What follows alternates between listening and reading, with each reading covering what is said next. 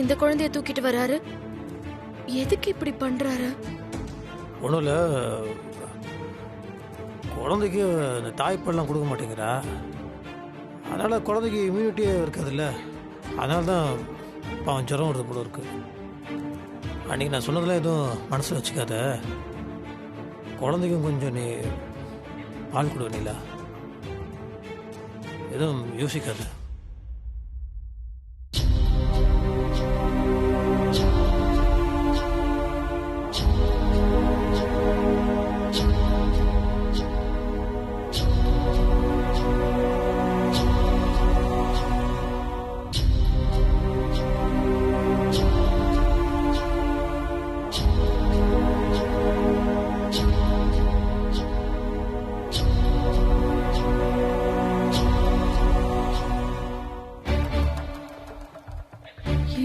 என்னக்கா இது? என் கண்ணியே என்னால நம்ப முடியல. ஸ்வேதா சொன்ன மாதிரி அவ ஆட்டத்தை ஆரம்பிச்சுட்டான்னு நினைக்கிறேன்.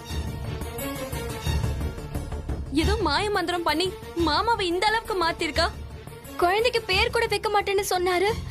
இப்போ என்னடானா குழந்தைய தூக்கிட்டு வந்து தாய்ப்பால் கொடுன்னு சொல்றாரு. இதெல்லாம் நல்ல சகுனமாவே எனக்கு தோணல. எப்படி இந்த அளவுக்கு மாறிட்டாரு? இத இப்படியே விடக்கூடாது. வெண்ணிலா கிட்ட பேசி முதல்ல ஒரு முடிவு எடுக்கணும்.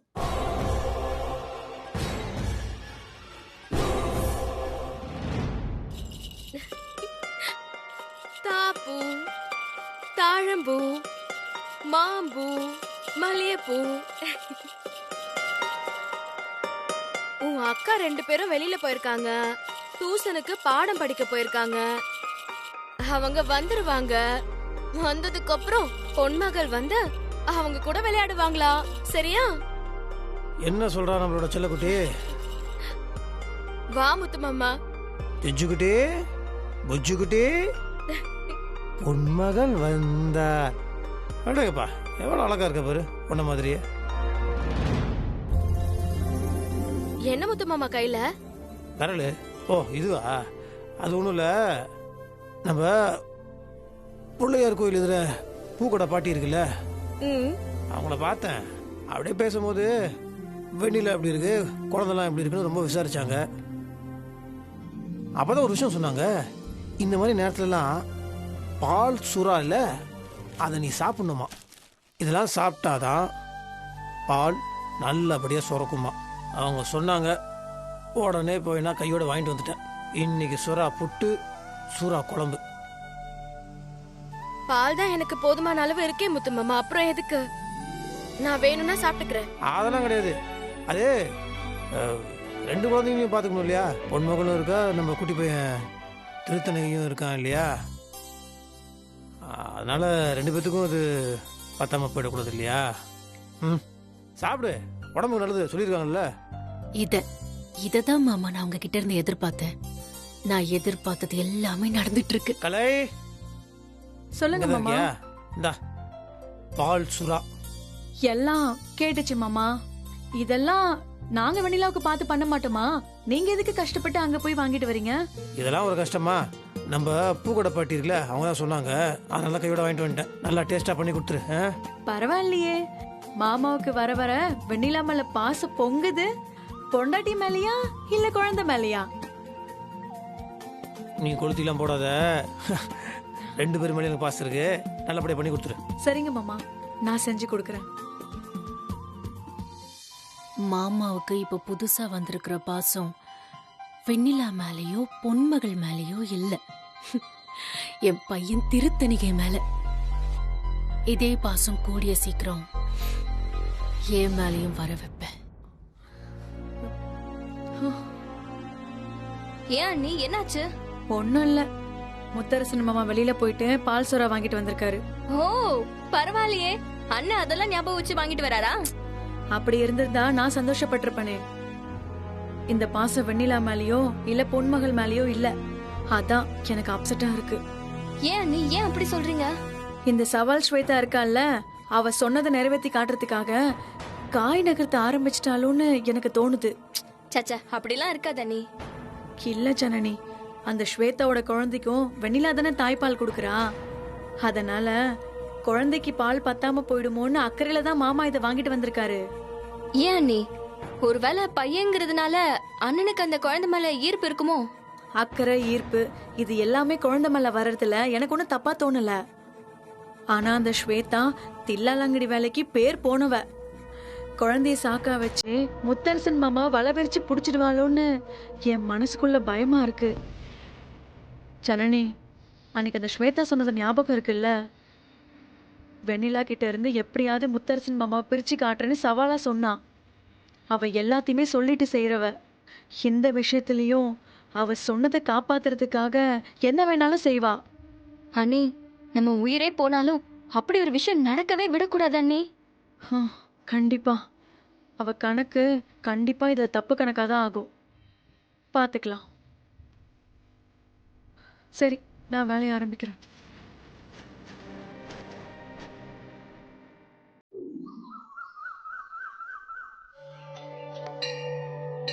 கலை, ஆ? நீங்க முன்னாடி போங்க, நான் அர்ச்சனை சரி, கூட வெண்ணிலா. வாங்கிட்டு வந்துடுறேன்.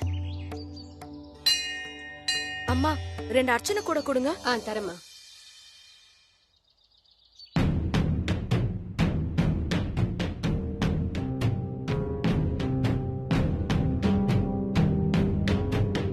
தாயி, இங்க வா தாயி. பயப்படாத, வா. சீக்கிரமா எடுத்து வைங்க, வரேன்.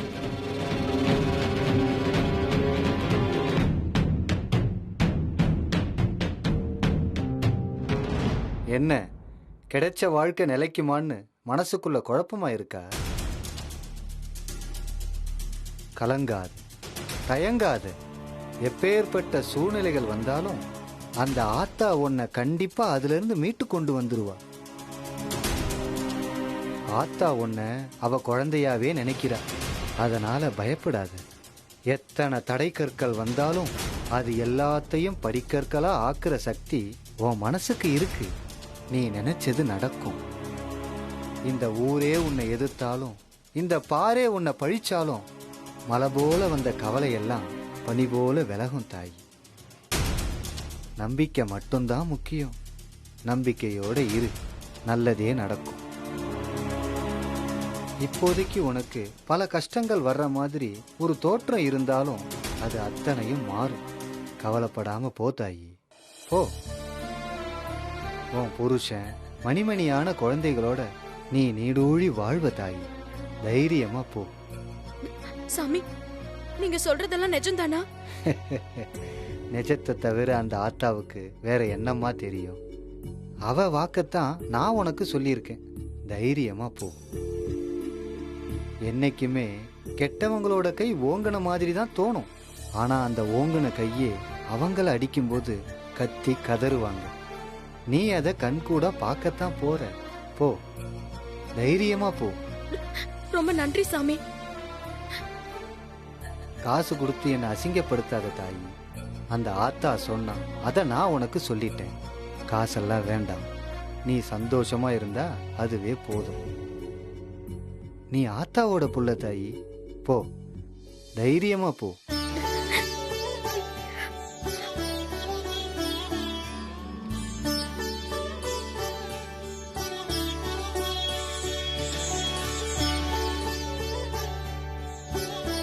அம்மா, அர்ச்சனை கூட எடுத்து வச்சிட்டீங்களா? எடுத்து வச்சிட்டேம்மா.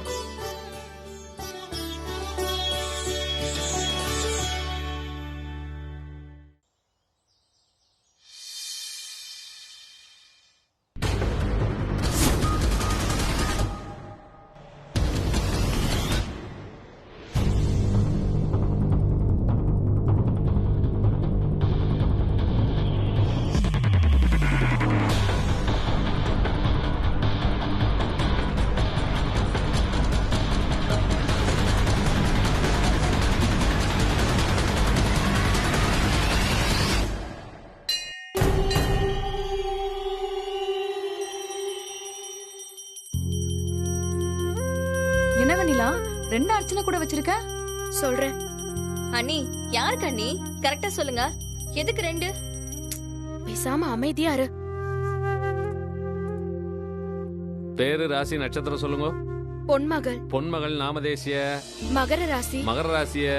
திருவோண நட்சத்திரம். திருவோண நட்சத்திரம். அப்போ இன்னொன்னு உங்களுக்கு அண்ணனுக்குமா? அமைதியா இரு. இந்தாங்க, திருத்தணிகை, மேஷ ராசி, பரணி நட்சத்திரம்.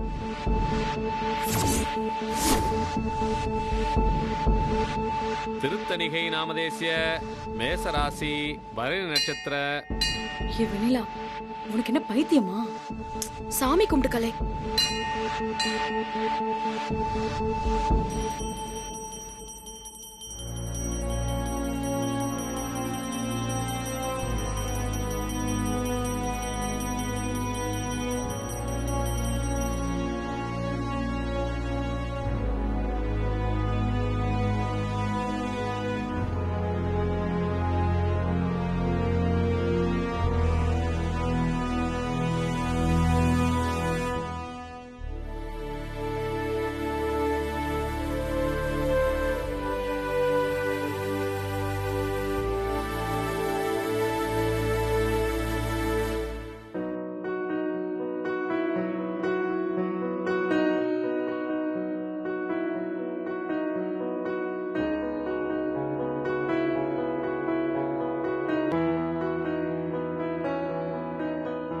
வெண்ணிலா, கொஞ்ச நேரம் உட்காந்துட்டு போலாம். உட்காருங்க.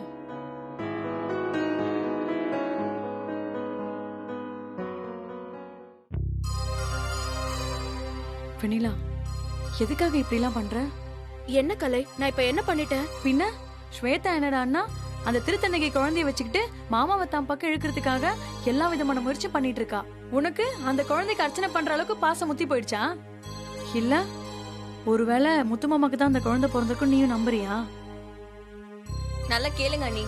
நம்ம ஒவ்வொரு நிமிஷமும் ஸ்வேதா என்ன பண்ணுவாளோ ஏது பண்ணுவாளோன்னு பயந்து பயந்து இருந்தா, இவங்க என்னடானா அந்த குழந்தை பேருக்கு அர்ச்சனை பண்றாங்க. இதெல்லாம் கொஞ்சம் கூட நல்லதுக்கு இல்ல, அவ்வளவுதான் சொல்லுவேன். ஸ்வேதா அந்த குழந்தைய வச்சு ஆடாத ஆட்டம் ஆடுறா. ஆனா நீங்க என்னன்னா புரிஞ்சுக்காம அந்த குழந்தைக்கு போய் அர்ச்சனை பண்றீங்க. 3 பேரும் கொஞ்சம் அமைதியா நான் சொல்றத கேக்குறீங்களா?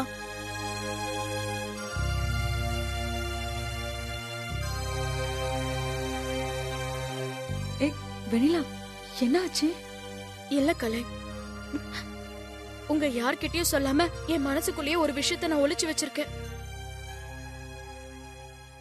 எனக்கு 2 பொண்ணுங்க பிறந்துச்சுன்னு உங்க எல்லாருக்கும் தெரியும். ஆனா ஒண்ணு இறந்தே தானே பிறந்துச்சு. எனக்கு கூட வந்த பொன்மகளை நினைச்சு மட்டும்தான் நீங்க எல்லாரும் சந்தோஷப்படுறீங்க. ஆனா எனக்கு என்னதான் பொன்மகள் என் கூட இருந்தாலும் இறந்து போன அந்த குழந்தையோட நினைப்பு அப்பப்ப வந்து போகும்.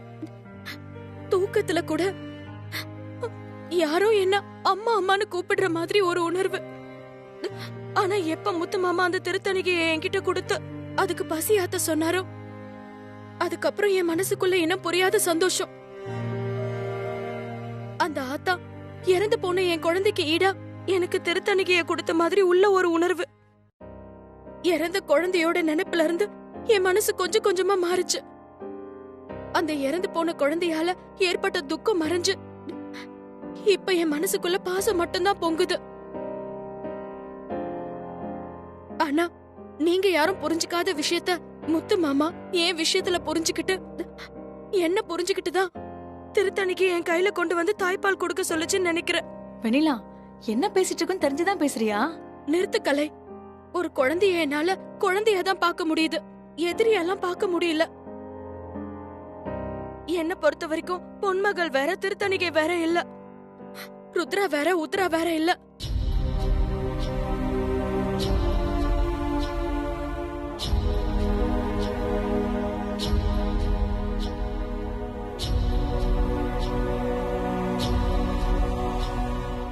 வெண்ணிலா, எங்களை மன்னிச்சிடு.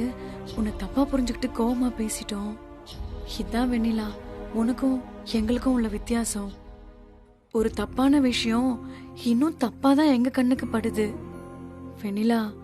ஆனா உனக்கு அதுல இருக்க நல்லது மட்டும் தான் கண்ணுக்கு தெரியுது. சத்தியமா சொல்றேன், நீ வரம் வாங்கி பிறந்தவ. ஆமா நீ அந்த ஸ்வேதா மூச்சுக்கு 300 தடவை ஏன் புருஷன் ஏதேதோ சதி பண்றா. அத்தனையும் முறியடிச்சு முத்தண்ணனை கல்யாணம் பண்ணி இத்தனை பிரச்சனைக்கு நடுவுல உங்களால மட்டும்தான் அண்ணி இப்படி சந்தோஷமா வாழ முடியுது. கண்டிப்பாக்கா, நீங்க அடிக்கடி சொல்ற மாதிரி அந்த ஆத்தாவே தான் உங்களை வழி நடத்துறா. உங்களுக்கு முழுமையா அந்த ஆத்தாவோட அனுகிரகம் இருக்கு. அது இருக்கிறதுனாலதான் இதெல்லாம் நடக்குதுன்னு நினைக்கிறேன். இருந்தாலும் அந்த ஸ்வேதாவோட விஷயத்துல கொஞ்சம் எச்சரிக்கையாவே இருங்க. கடவுள் கண்டிப்பா கைவிட மாட்டாரு நம்பிக்கை இருக்கு. ஆத்தா கண்டிப்பா எங்களை கைவிட மாட்டான்னு நம்பிக்கை இருக்கு. தப்பு செய்யறவங்களுக்கு கண்டிப்பா கூலி கொடுப்பா, அதுல மாற்றமே இல்ல. அது முன்னாடி நடக்குதோ இல்ல பின்னாடி நடக்குதோ, அவங்க மனசுக்கு ஏத்த மாதிரி வாழ்க்கையும் கூலியும் நிச்சயமா கிடைக்கும். எனக்கு அந்த நம்பிக்கை இருக்கு.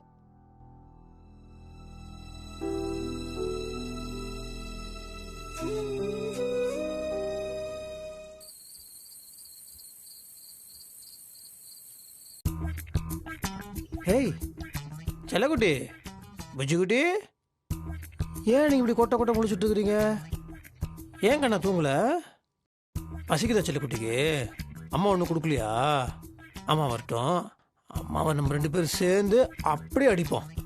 ம், அதெல்லாம் வயிறு முட்டை பாலை குடிச்சிட்டு கொட்டை கொட்டை முழிச்சுக்கிட்டு அப்பாவை பாக்கணும்னு தான் தங்கம் பாத்துக்கிட்டு இருக்கு. அப்படியே செல்லக்குட்டி, அப்பா பார்க்கணும் வெயிட் பண்றீங்களா? அப்பாவுக்கு நிறைய வேலை. செங்கல் சொல்லிக்கு போகணும், மில்லுக்கு போகணும்.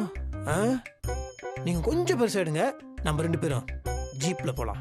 சரியா செல்லக்குட்டி? செல்லக்குட்டி தூங்கணுமே, என்ன பண்ணலாம்? சரி, அப்ப என்ன பண்றேன், ஒரு பாட்டு பாடி உங்களை தூங்க வைக்கிறேன். சரியா? ஆராரோ ஆரிராரோ செல்லக்குட்டி கண்ணுரங்கு, ஆராரோ ஆரிராரோ கண்ணுக்குட்டி கண்ணுரங்கு, ஆராரோ ஆரிராரோ செல்லக்குட்டி கண்ணுரங்கு, செல்லக்குட்டி கண்ணுரங்கு கண்ணுக்குட்டி ஏய், என்ன சிரிக்கிற? சூதி ஒரு மாதிரி இருக்கா? அதெல்லாம் முன்ன பின்ன அப்படிதான் இருக்கும். நீ தாலாட்டு பாடி குழந்தைய தூங்க வைக்கிறல, நான் தான் சொல்றேனா? பெரிய பி சுசில. ஏன் நீங்க மட்டும் தான் பாடுவீங்களோ, நாங்களாம் பாட மாட்டோமோ? இப்ப பாரு, ஆராரோ ஆரிராரோ செல்லக்குட்டி ஆராரோ. எவ்வளவு அழகா நான் பாடுறேன். நீ ஏய், அது சரி, சின்ன குழந்தைய பாட்டு பாடி தூங்க வைக்கலான்னு பார்த்தா பெரிய குழந்தை தூங்கிடுச்சு. நல்லதா போச்சு. ஒரு குழந்தை தூங்கிடுச்சு, இன்னொரு குழந்தை தூங்க போகுது. அவ்வளோ அழகா நம்ம பாடியிருக்கோம்.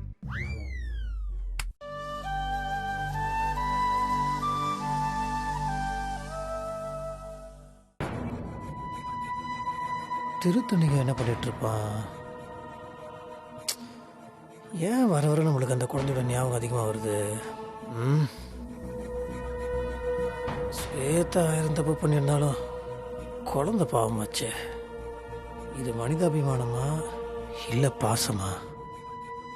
நம்ம ஏன் இப்படி குழம்பி போகிறோம்? ஒருவேளை ஏன் குழந்தைன்னு ஸ்வேதா சொல்கிறனால எனக்கு இப்படி தோணுதா? என்ன காரணம் வேணா இருந்துட்டு போட்டோம். பாவம், அந்த குழந்தைங்க இப்போ தான் உடம்பு சரியாச்சு.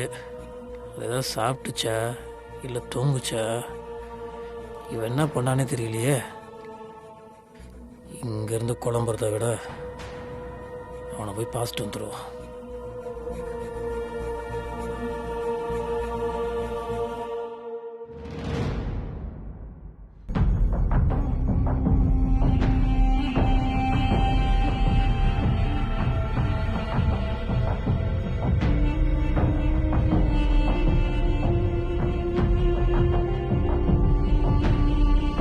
ஸ்வேதா,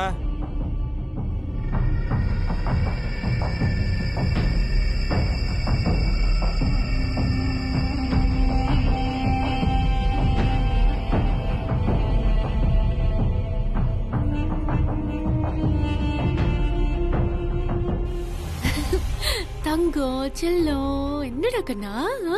ஓ ஏய் ஸ்வேதா, நில்லு. குழந்தை எங்க கூட்டு போயிட்டு வர? ஏன் குழந்தை உடம்பு சரியில்லையா? மறுபடியும் காய்ச்சல் அடிக்குதா? டாக்டர் கிட்டே போயிட்டு வர? ஏய், வாயில் நான் கொழுக்கட்டியா வச்சிருக்கேன், உன தான் கேட்கறேன். எங்க போயிட்டு வர? குழந்தைங்க என்னாச்சு?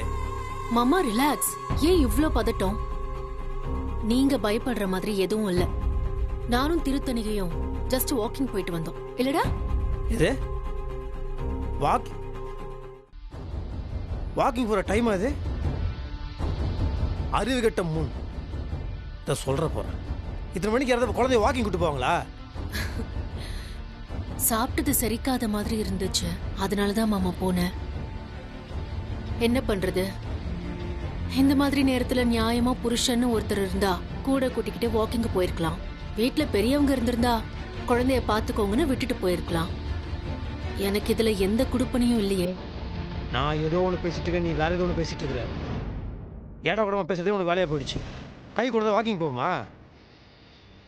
ஏற்கனவே நோய் அது இதுன்னு சொல்லிட்டு இருக்கிறாங்க. வெளியே பனி பெய்யுது, காற்று கருப்பு அடிச்சுதுன்னா ஒன்றும் பண்ணாது. காற்று கருப்பு ஒன்றை பார்த்து பயந்து போயிடும். ஆனால் இது குழந்தை, புரியுதா? குழந்தை விஷயத்தில் விளையாடாத. நான் என்ன பண்ணட்டும் மாமா? இந்த வீட்ல இருக்கிற மத்த எல்லாருமே என்னை எதிரியா தான் பாக்குறாங்க. அப்படி இருக்கிறப்போ என் வயித்துல இருந்து பிறந்த குழந்தைய மட்டும் பாசத்தோட பாத்துப்பாங்க என்ன?